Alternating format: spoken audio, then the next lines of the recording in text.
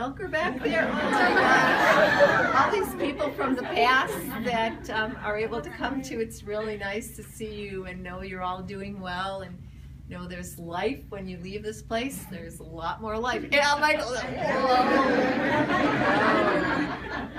Do I get to say a few more things? Sure, you could take all the time that you want, and then and then we've got a couple other surprises for okay. you. Yeah. You know me, I always have, what's that? Was that edited? Just by me. I always have something to say, and sometimes I probably rub people the wrong way, but I always have something I want to add.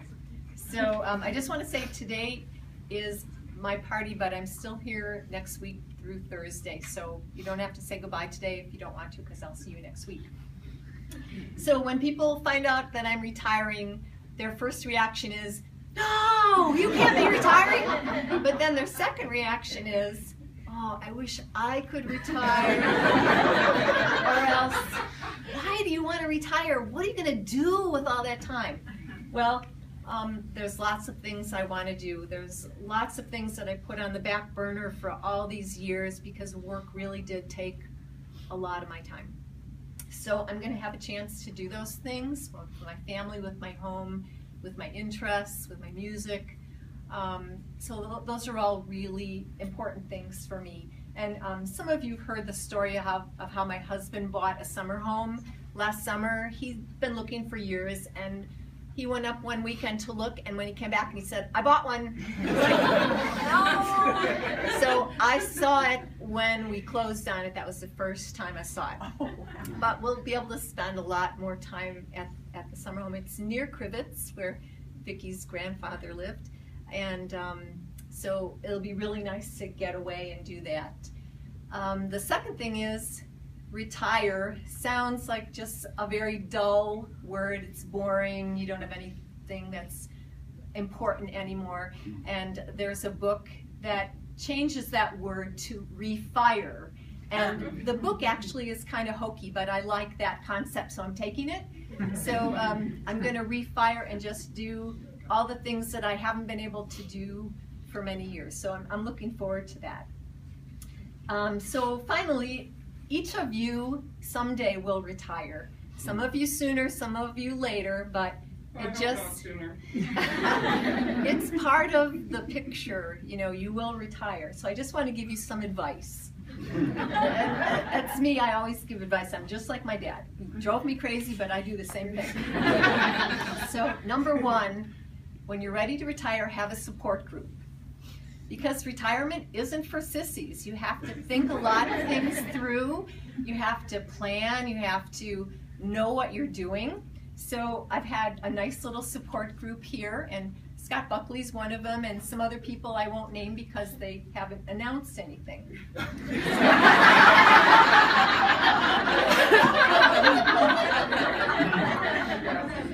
So the second thing is have a retirement song.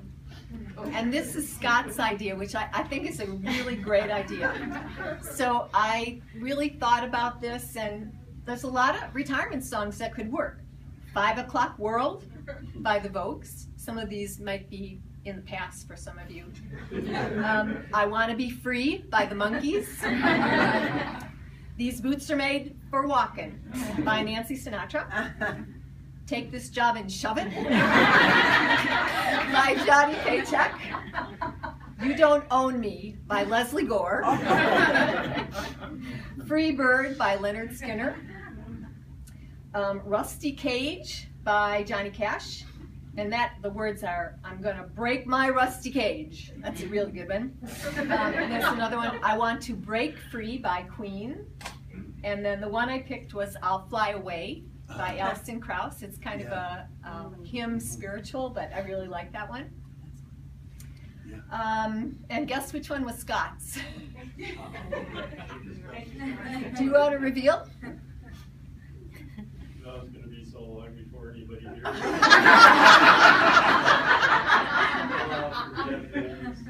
Yeah, I'm going to break my rusty cage. Number 3, plan ahead. So figure out your finances, figure out your insurance, make sure everything's in place. Because everything seems to shift. Like you think of Scott, he's been thinking about retirement for, it's over a year now, isn't it? Basically, so I told my staff manager back in October, and then it's got shifted, and so finally April 30th is my date. Number 4, cut back on your responsibilities at work. So when I first announced to the pubs team, I said very emphatically, I'm not going to be a lame duck editor, okay? Big mistake. Don't say that because you keep getting more work and more work. Yesterday I got a project from Bertha, and I said,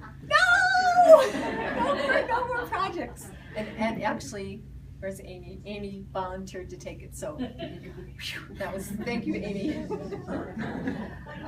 to take it back. So it's better to be a lame duck worker as you get closer to your date. Number 5. Take your floating holiday before you leave, because I don't think I'm going to get to take mine. I got 4 more days after today, and I'm still digging out of my project. So that's a really important one. And then number 6, AIR has a great retirement program, and they also have the supplemental retirement account. Take advantage of that. That is the best thing. And my husband taught at Benedictine for 30-some years, and he just retired in January, but he taught finance classes in accounting, and he would always tell his students, put money away, because before you know it, you're going to be retired and you won't have that money if you don't. So that's one reason I'm able to retire a little bit early, because I've been socking money away in that each paycheck for the last few years, and it really adds up, so I don't feel worried. So those are my words of advice, and thank you all for coming. It's just so nice of you to be here, and I really appreciate all your well wishes and your comradeship and your good work over the years. And on my last day, I'll send out an email with my email address and my phone if you ever need to talk to me. And please, like my team always says, well, if we have questions, can we call you? Yes, call me. Not the first few days. The first few days I'll be gone, but after that I'll be in touch. So. Well, how about the summer home address? You could just include that. I won't do that one. But thank you all so much. I really appreciate everyone. Thank you.